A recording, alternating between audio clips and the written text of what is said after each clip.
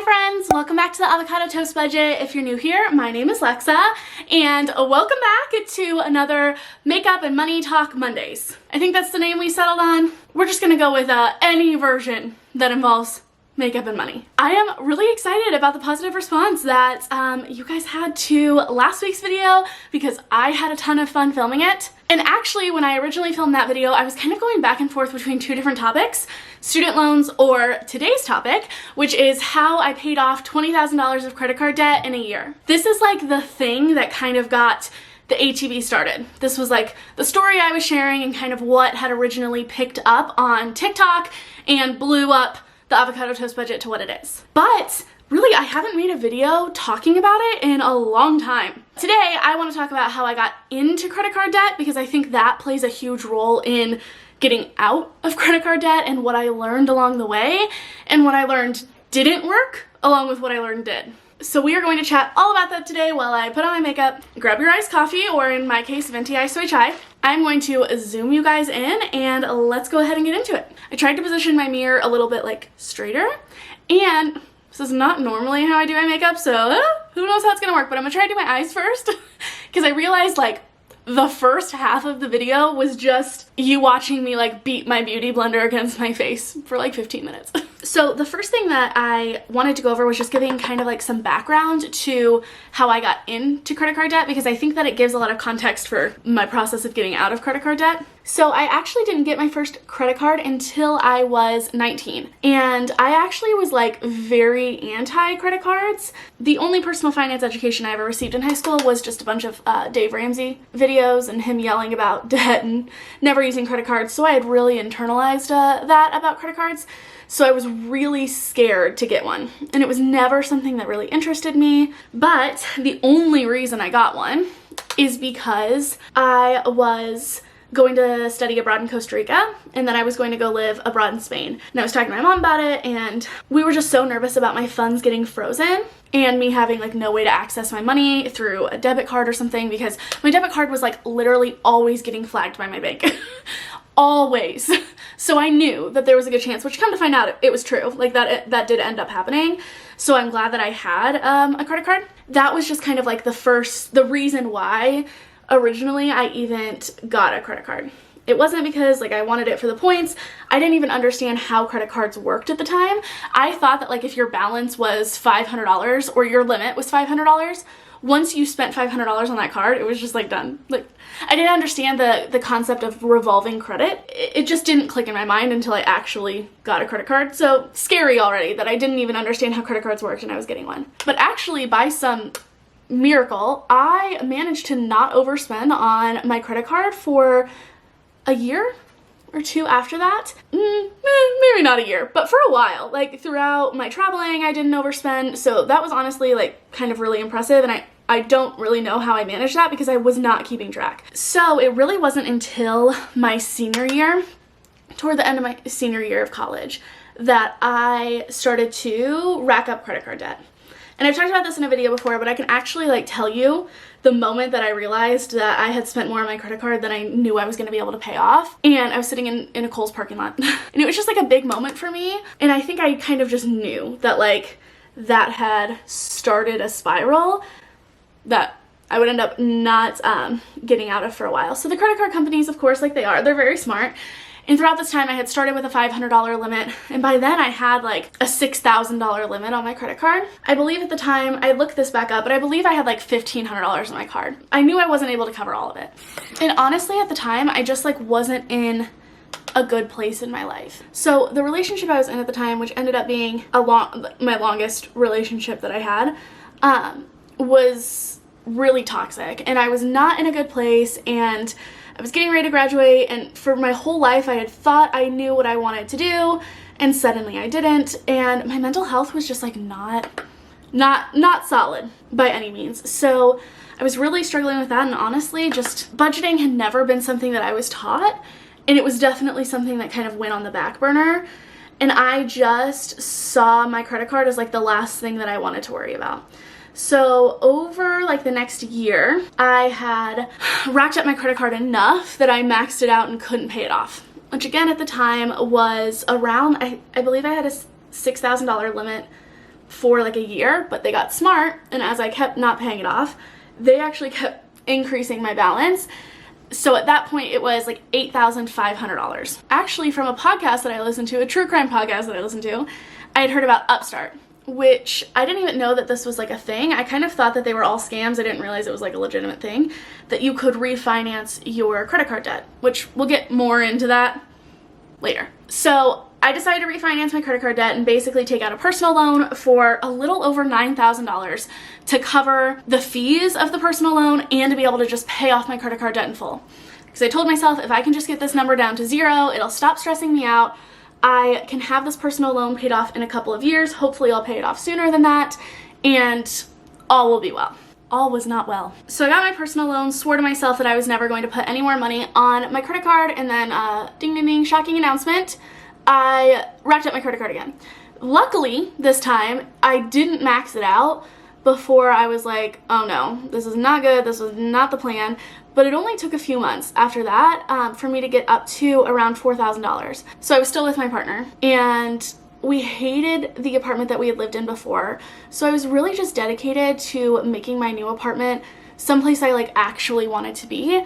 Because again, my mental health was just not in a good spot, and I was just trying to figure out a way to feel like I was existing as a human being, basically. I spent a lot of money on my credit card, decorating it, getting furniture and stuff, because we didn't even have like a couch. Like, for the longest time we didn't even have a couch. So, a functional couch. We had a couch that you couldn't sit on because it was broken. So I wanted to like have a get ready table and have some place that I could work, because part of my job and my school involved me like doing a lot of work from home. And anyway, that was part of why I ended up racking it up again. And then around the $4,000 mark, maybe $4,500, I was like, okay, this didn't work out. We just moved. Like, I want to try again. So I got another personal loan. Again, swearing to myself, we were moved in, we're good. I'm not going to put anything else on my card. As you can probably guess, or if you already knew, I racked up my credit card for a third time. And that kind of leads to January of 2020, which I mark as like my financial rock bottom. So I was at work, just got done after a long day, went to go start my car, wasn't starting. I was panicking, looked at my bank account, I had no money in my bank account, I think less than $5. Went to go look at my credit card, had maxed that out, had no money I could put to get my car fixed on my credit card. I had no idea what I was gonna do. I didn't want to have to ask anyone for money because I felt so shameful around it. My partner like kind of knew that I was in debt. I made it seem like it wasn't stressing me out as much as it definitely was. And I knew at the time that the people in my life could and would help me if I asked for it, which is a privilege that I know not a lot of people have. But again, that internalized shame, and this is why I use so much of my platform to deconstruct the shame and guilt that we feel around debt, because I really do feel like it keeps people in debt, it keeps people from reaching out and getting the help that they need and seeking out the education that they need, and just like relying on each other, even just emotionally, because we don't want to admit our financial situation because we think that it is like a reflection of who we are and it makes us like a bad person or stupid or whatever. Definitely didn't, but I had definitely internalized that at the time as well. So there in the parking lot of my work with my car that wouldn't start, I decided I was going to take out one more personal loan and that I was going to, like, something had to change. Because I realized that just saying that something was going to change was causing me to keep spiraling more and more in debt. So I took out one final personal loan to pay off my credit card and get my car fixed and all of that, and swore really this time that I was going to start making a change and start educating myself and coming up with a plan that would allow me to not cycle back into debt again. So that was January of 2020, and for the next couple of months, I managed to not rack up my credit card debt again, but I would say I definitely hadn't fully repaired my relationship with money. I had tried a couple of things. Like I did this thing where every time that I spent money on my credit card, I would try to move money from my checking to my savings. That way I knew whatever was in my checking, I could safely spend on my debit card, and then I would have the money set aside to pay off my credit card and savings, because that was what I really struggled with, was trying to balance what I was spending on my credit card with what I was spending on my debit card and was coming out of my checking account. And sometimes I'd be good to go, but then a couple of bills would come out that I forgot about, and that would screw me. So I tried to do that, but honestly, in practice, it didn't work as well. Of course, there were bills that would come out that I wouldn't notice. I would justify, oh, like, I don't have enough money to move this into savings, but I'll do that. I'll cover it with the next paycheck. I didn't know this at the time, but that's like actually very common, and it's called the credit card float, where technically you are able to pay off your credit card debt in full every month, or your credit card in full every month, but you're doing so, what money you're spending on your credit card now is covered with the next paycheck. So you're okay because you always meet your payments, but if you're one disaster, like minor disaster away from your finances being fucked, like my car breaking down. So then, as we all know, March of 2020 rolls around and a lot of fun things happen for all of us, but specifically that was the same day that everything shut down in the US. Well, not everything shut down, but like the pandemic was here. In the US, cases started to pop up, people started canceling plans. Was also the same day that I graduated with my master's degree and my birthday. My 24th birthday. So a couple weeks go by, we don't really know what's gonna happen. Thankfully, I knew enough about personal finance at that point that I had started saving an emergency fund. Now, again, the only personal finance education I'd had at that point was Dave Ramsey, so I only had $1,000, but I had at least something in savings. And very quickly, I thought I would be okay because I was definitely an essential worker. I was a healthcare employee. But my company actually chose to shut down for a while. So I became unemployed for 6 weeks. So I was depressed, unemployed, had undiagnosed ADHD, and a lot of free time on my hands. So I pretty much just spent like literally 8 to 12 hours a day while my partner worked, because she was working from home, but she was still working, watching personal finance videos on YouTube. It was like the thing I became hyper fixated on. And that was actually when I really got into making a plan and repairing my relationship with money. So I always think it's important when people talk about their own debt payoff journey that they also give context, because I think it's so easy to compare our situations and say, look, they were able to do this, why can't I? So I want to give some context to this. Yes, I was mentally unstable, but I had a lot of privileges that allowed me to pay off so much credit card debt so quickly. Number one, I lived in a dual income household and we had no children. That right there, huge financial privilege that a lot of people I feel like don't talk about. Also, I was living in Metro Detroit, which generally kind of has a higher cost of living, but we lived in a small 1-bedroom apartment. We had kept our cost of living pretty low. So I am very thankful for that like our base cost of living was pretty low, because I was making around $48,000 a year. It was variable, but it ended up averaging that at my full-time job. And I was able to side hustle some, and we'll talk more about that when I get into my tips. But that was definitely a huge benefit to me being able to pay off so much credit card debt, because I didn't have a lot of expenses. So I was able to keep that gap between my income and my base expenses pretty big so that I could pay off more debt. I am white, I'm able-bodied, and that just contributes like baseline to my economic privilege. And obviously that played a role in my ability to pay off debt as well. So I wanted to mention that because I feel like it can kind of be disheartening to just see a debt payoff number and then start comparing that to like where you're at, and just know you never know the full picture. And even if like everything I just said you relate to and you still can't imagine paying off all of that debt, that doesn't mean you're doing something wrong. Paying off massive amounts of debt in a short amount of time, it's why I advocate for us not making it seem like that is the end-all be-all and that you're terrible with money if you're not able to accomplish that. But with all of the privileges that I had, I do feel like there were certain things that I did, choices I made, behavior changes that I engaged in that played a huge role in me going from racking up tons of credit card debt to paying it off and keeping it off. So I wanted to put that disclaimer in here before we jumped into me talking about like my biggest tips around paying off debt. So the first thing that I want to talk about that helped me to pay off my debt is that refinancing. Now, I always say that I think it played a role in helping me to pay off debt, and it also obviously played a role in getting me into debt. And I want to talk about the differences between the two and what I learned along the way, because I do think that refinancing can be a really helpful tool if used correctly. So when it comes to refinancing your credit card debt, you have two main options. Refinancing to a personal loan, which is basically just getting a loan through a bank for a specific amount of money, usually the amount of money that you owe the credit card company. There are some fees in there, but the big benefit to it is that a lot of times the APR, or the interest rate, is a lot lower on a personal loan than it is on a credit card.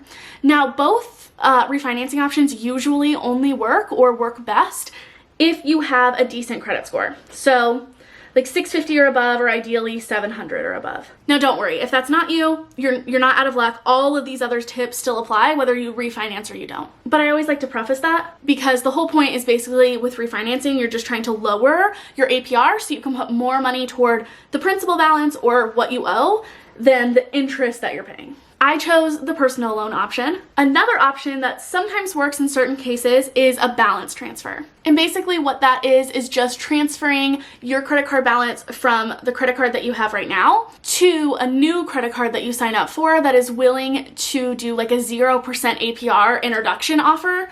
And usually that looks like they won't charge you any interest for a certain amount of months. Usually it's like 12 to 18 months. And they will let you transfer over your debt from one card to the other. Hold on, my battery's dying and Oliver's making noise, so I'm gonna switch it out real fast. Okay, I'm sorry if the camera moved a little bit. I feel like it's a lot darker now and it was just too light. I don't know what's happening. I didn't change the light, so we're just gonna roll with it. So balance transfers can be a great option if you have a solid debt payoff plan and you know that you can pay off that credit card debt in that time frame. The reason that credit card companies even offer this in the first place is because they are betting on you not paying it off. So I talk about this option, but I would like to exercise caution when taking this option. It can be really beneficial because you're not paying any interest, which means that all of your money can go toward the principal of the loan and you can pay it off faster. But it can get you stuck right back in the same place that you were in, or in a worse place if you are not able to pay it off in time. So keep in mind that is another option as well. Also, I always tell people, like, make sure that that is like actually an option and that they are willing to transfer the balance before you go opening up another credit card while you're in credit card debt, and then you end up not being able to use it for a balance transfer, and then you might be tempted to like spend more money on it.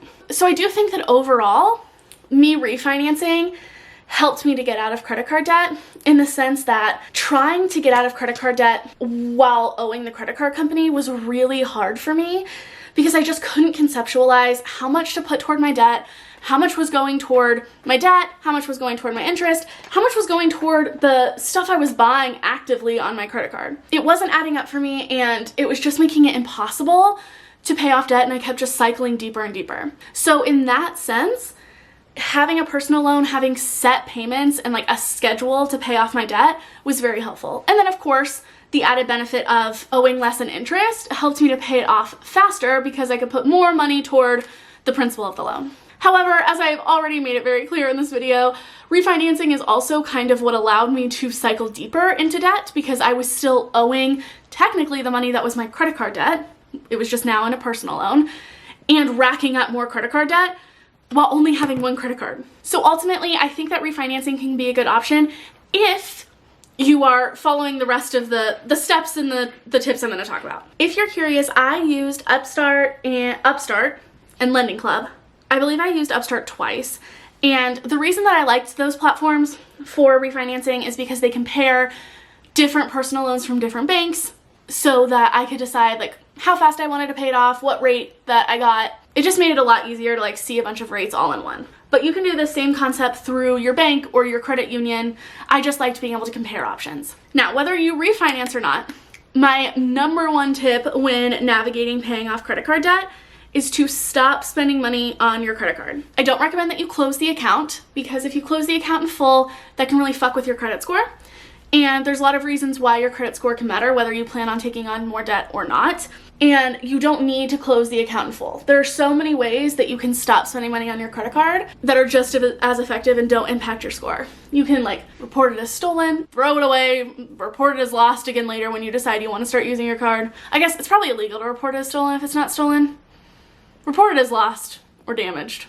I think they're all the same button on my app, so, you know, go with the legal option. Remove it from all of your autofills, your Apple Pay, your Amazon stuff. My computer like autofills all the information. Remove it from all of that. Go in, change your bills to stop coming off of your credit card, come out of your debit card instead. I just feel like it is so much easier to tackle debt when you have money coming out of like one place rather than trying to navigate spending on a credit card and paying off your credit card debt and also making sure you have enough in your bank account to pay all your bills. And then it's ready and there for you when and if you decide that you want to start using credit cards again. Because I love using credit cards.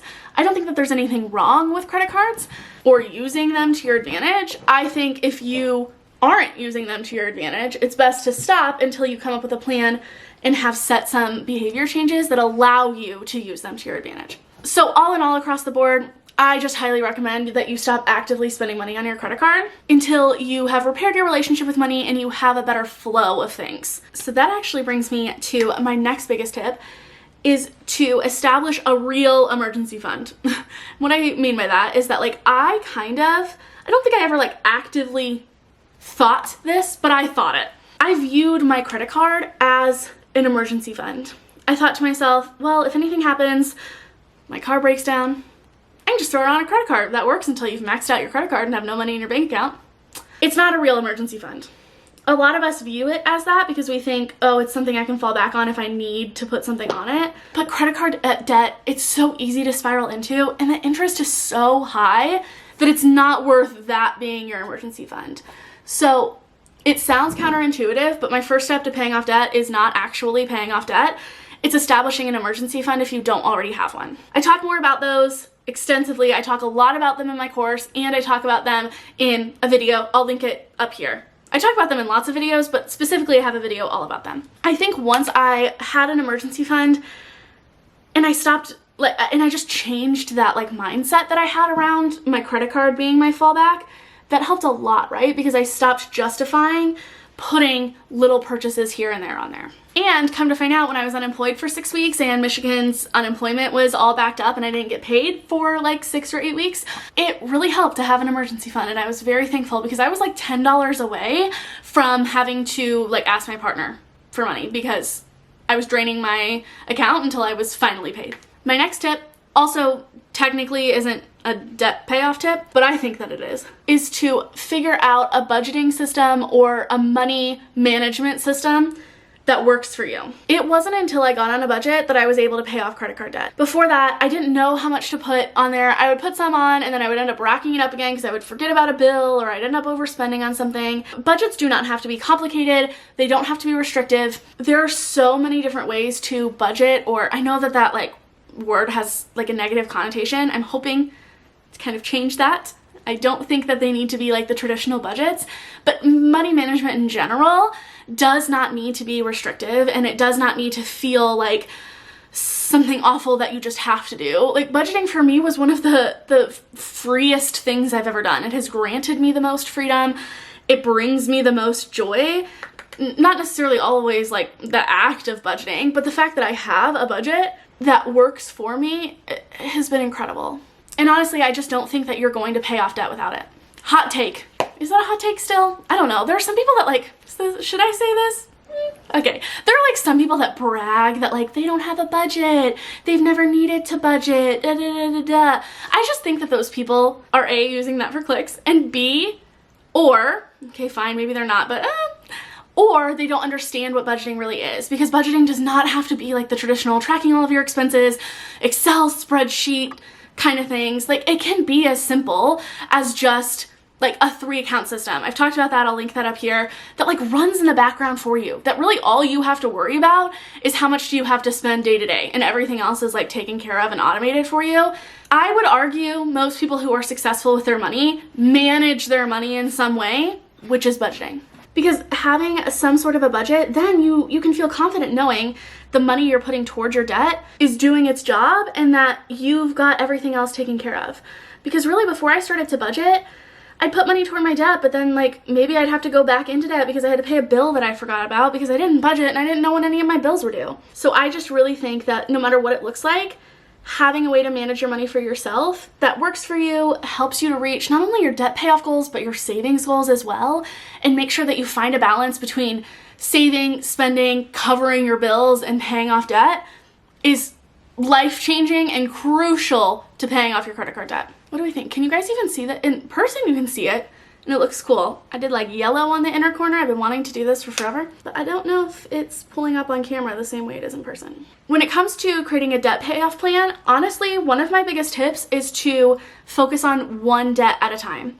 If you're someone who has a lot of debt, or you have multiple different debts in this case, for example, you have a couple of credit cards that you can't pay off in full, and you have a personal loan or a car loan and student loans that you're paying on. That's what I mean by like multiple different debts. Then I find it very helpful to target one debt at a time. For me, I chose the debt avalanche method, which really just means that I paid the minimum payments on all of my debt and put any extra money that I had toward the debt with the highest interest rate.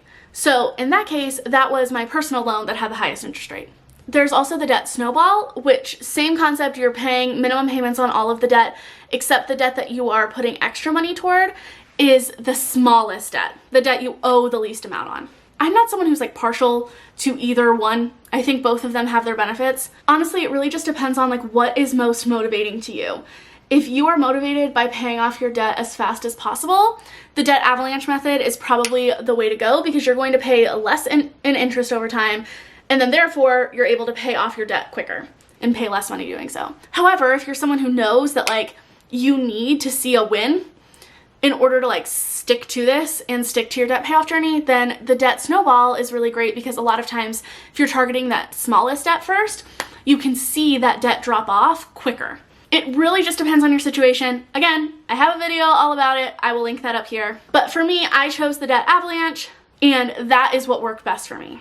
Either way though, I think it's just important to focus on one debt at a time, make your minimum payments on all of the other ones, throw your extra money toward that one debt, because otherwise if you're like throwing $100 here toward one debt and then another $50 there and then another $100 somewhere else, you don't see your debt going down the same way that you do when you're just focused on one. And with a lot of personal finance, I think a lot of it is establishing that motivation and those behavior changes. And it's not motivating for us to feel like we are drowning in debt and never making any progress. And I just feel like psychologically, it makes a big difference when you can see that one debt go down and down and down, rather than like a little bit here and there. And then, as I had mentioned kind of toward the beginning of the video, one thing that really helped me to be able to put extra money toward my debt was side hustling. Now, I always want to preface talking about side hustling with the fact that like I totally understand that it's not possible or accessible for everyone to do. Not everyone has the time or wants to add in any more pressure to work more and to do a side hustle, and that's totally valid. But the reality of it is, when you're trying to tackle debt, especially if you have a lot of higher interest debt like credit card debt, it just helps so much to be able to put extra money toward that debt on top of whatever you're normally making, especially if the gap between your income and your base expenses is smaller, because really you can only cut out so much until you've cut out everything other than your necessities, and your necessities are necessities, your baseline living. A lot of people can't easily change that. So at that point, you really don't have anywhere else to go down, so you have to look at how you can build up, and that's building up your income. For me, two of the main side hustles that I did were selling off the extra things that I had around my apartment that I no longer used, and then also driving for DoorDash. I was able to make around $1,200, I believe, selling off specifically like a lot of the extra clothes that I had that either no longer fit or I didn't wear, and just like the extra like things around the house that weren't bringing me any joy online. And that was like pretty quickly. That was in like a few months. And I told myself I was going to put all of that extra money toward my debt, and I did, and that helped a ton. This is a great option because it can really help to kind of like kickstart either your emergency fund or your debt payoff plan. And while it's not something that is like generally like a typical side hustle in the fact that like it's repeating and you trade like your time and work for money, if you are someone who has just been holding on to a lot of stuff, you would be surprised how much you can make off of some of that stuff. So I sold a lot of my stuff on Poshmark and Mercari because a lot of it was like clothing and makeup that I hadn't used, or clothes that I had like worn once. But I also sold like some stuff on Facebook Marketplace. We went to Plato's Closet and I sold some stuff there, like the stuff I couldn't sell anywhere else. TBH. And not only did that allow me to kind of declutter and make my space like my own and fill my space with just the things that brought me joy, but I was able to make a decent amount of cash off of that. And then a lot of times after my partner at the time got off work, or on the weekends, we would go and drive for DoorDash, which, okay, you know what, fine. Technically, I don't think you're supposed to have two people in the car at once. At me, DoorDash. I've had plenty of a DoorDash driver. I know how many people do it. And it was a lot of fun for us because it was still a way for us to like spend time together and we were able to do it really efficiently. One of us would drive, one of us would like go in and out, picking up the stuff, dropping it off. A lot of times they would do like weekend bonuses where you did so many deliveries and you got a bonus. For us, it ended up being like $20 to $30 an hour. And I made a few extra grand on the side doing that. Now, something to keep in mind is that you're an independent contractor, so you're responsible for taxes. You have to keep track of like all of your write-offs and stuff. So that is something that like you want to remember. But I was already kind of used to that anyway, and I liked the flexibility of driving for DoorDash. I know a lot of people have had like a lot of negative experiences, and I think it just depends on your luck and depends on like the area that you're in. For us, it was hopping and it paid really well. And again, all of the extra money that I made through that, I put toward my debt. And of course, those are not the only two side hustles out there. There are so many options depending on what kind of side hustle that you're looking for, what works for your schedule, your skills, your abilities, all of that. Another big one that I know a lot of people really love is like house sitting and pet sitting. There are even apps that you can, I don't know about house sitting with apps, but if you know people, you can do that.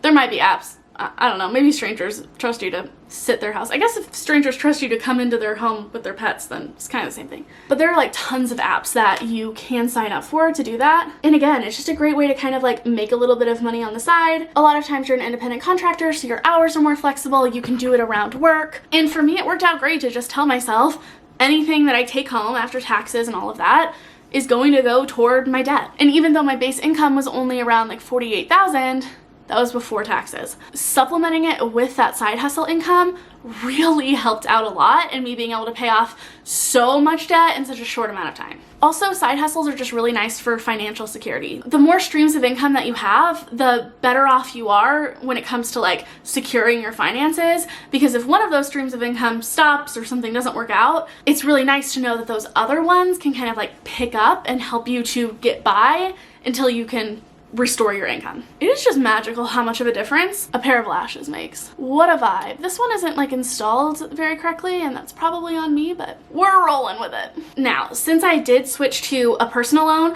this isn't something that I did for myself, but it's something that I would imagine would be very helpful.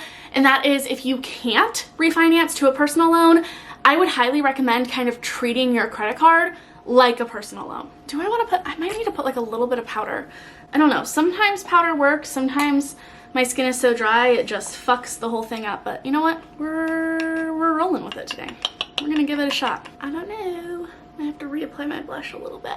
Now, what I mean by that is giving yourself like a set monthly payment and trying to make like a debt payoff plan, despite the fact that you might only really have like, either with credit cards, you really have minimum payment or pay in full. So instead of just shooting for the minimum payment, because usually that just kind of like covers interest, I would recommend setting up a plan to pay off like a specific amount every month. Look at your budget, see what is realistic for you, find out how much money you can put a month toward your credit card, and set up like payments for that. Because that was one of the things that helped me most with a personal loan, is that it pretty much just gave me a plan of like, you're gonna pay this amount every month for so many years and you'll have it paid off. Whereas credit cards don't do that. So doing that for yourself, even when you're still in credit card debt, I imagine would be so helpful. Quick makeup side note, if you've never tried a tubing mascara before, game changer, especially for your lower lashes. I actually got this in like a boxy charm, which was cool because I wanted to try it, and now it's my favorite. It's the only thing I ever use. This is the Thrive Cosmetics Liquid Lash Extension.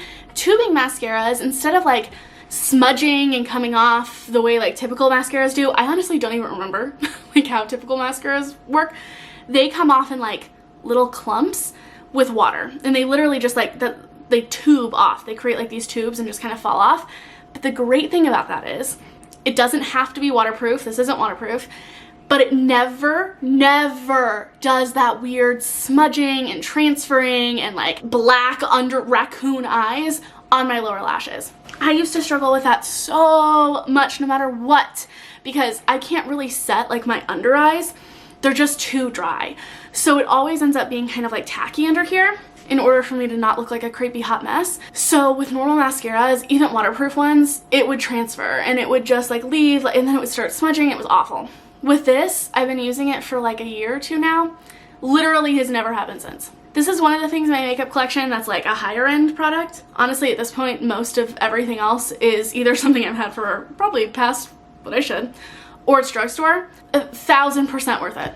Okay friends, so that pretty much finishes up our talk about how I got in and out of credit card debt and some of the biggest tips that I learned along the way.